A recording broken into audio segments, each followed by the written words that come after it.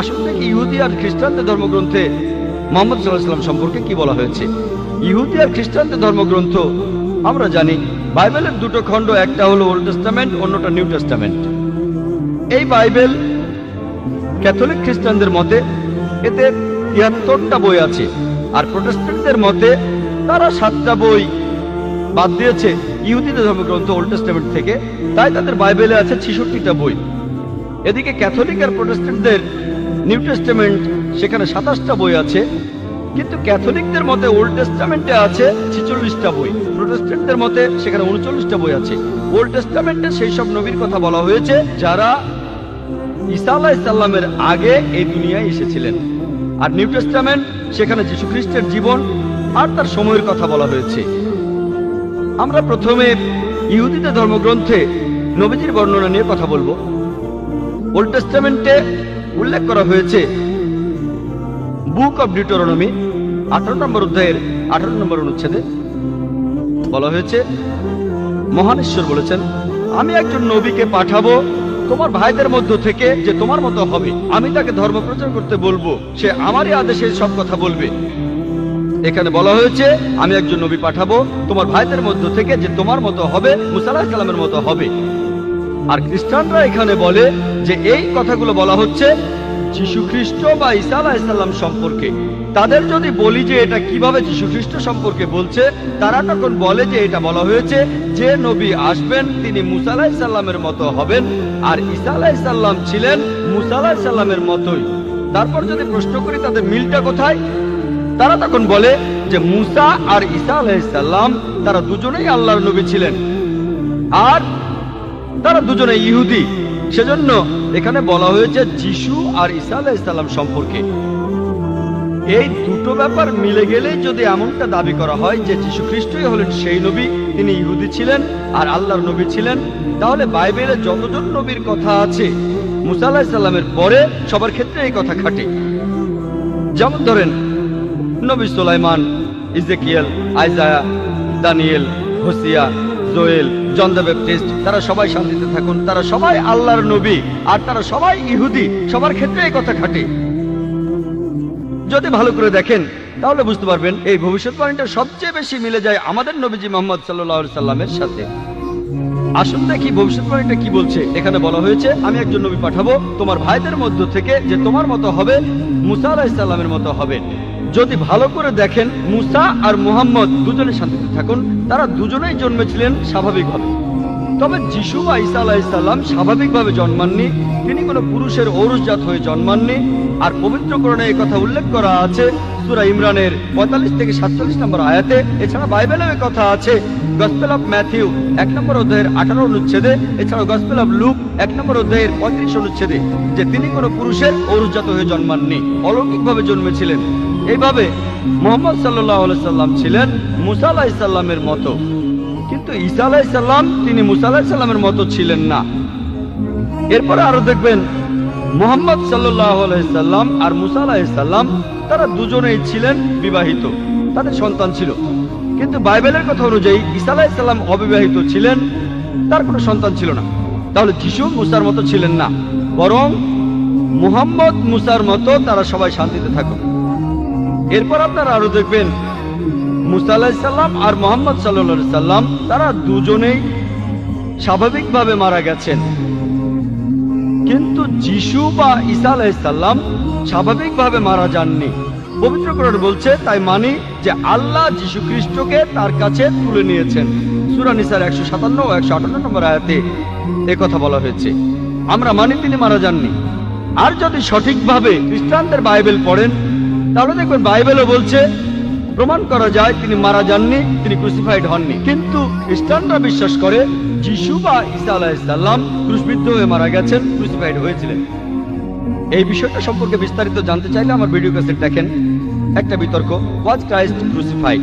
তবে তর্কের খাতিরে যদি মেনেও নেই তাদের কথাই ঠিক, তাহলে মানবেন যে যিশু বা ঈসা আলাইহিস সালাম স্বাভাবিকভাবে মারা যাননি।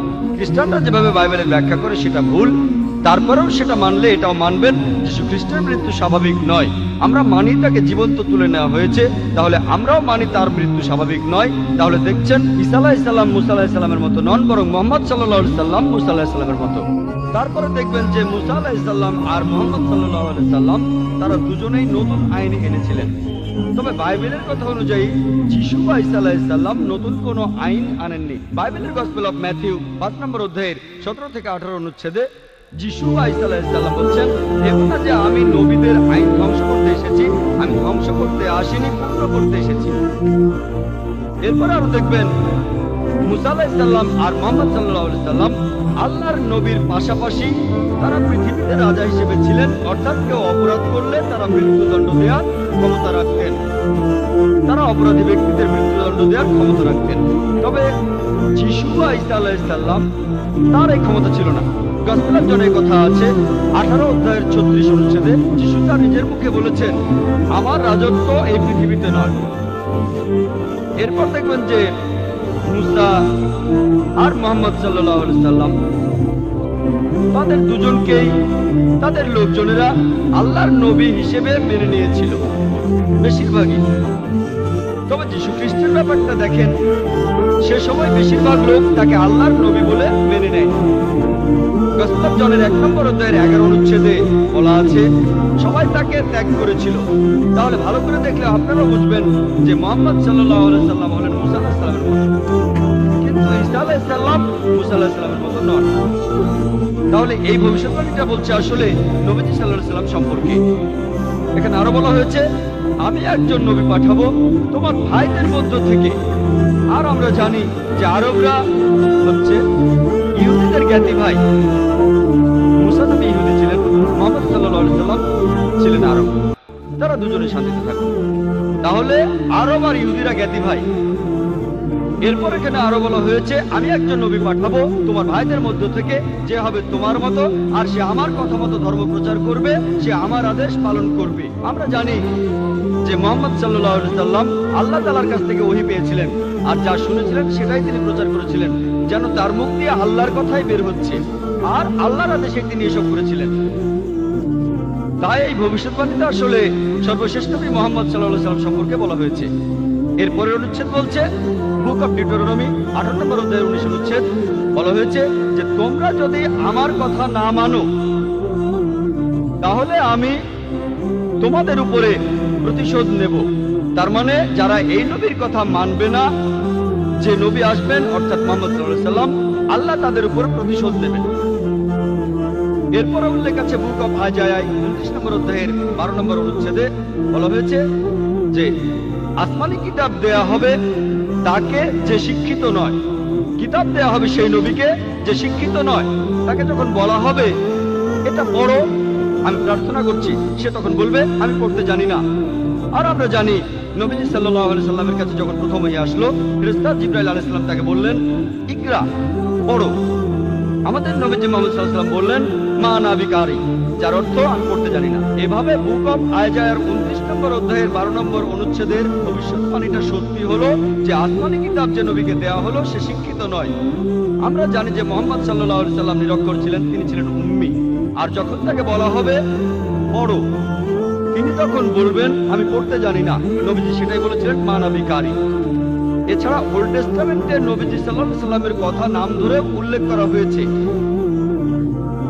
এটা বলা হয়েছে সং অফ সলোমনে 5 নম্বর অধ্যায়ের 16 অনুচ্ছেদে বলা হয়েছে হিব্রুতে হিকম আমিত্তাকিম উইকুল্লু মুহাম্মাদিম যেহেতুতে ওয়া জহরাই বাইনা জেরুজালেম, যার অর্থ তার কথা খুব মিষ্টি, সে খুব প্রিয় পাত্র, সে আমার প্রিয়জন, সে আমার বন্ধু, শোনো জেরুজালেমের কন্যারা।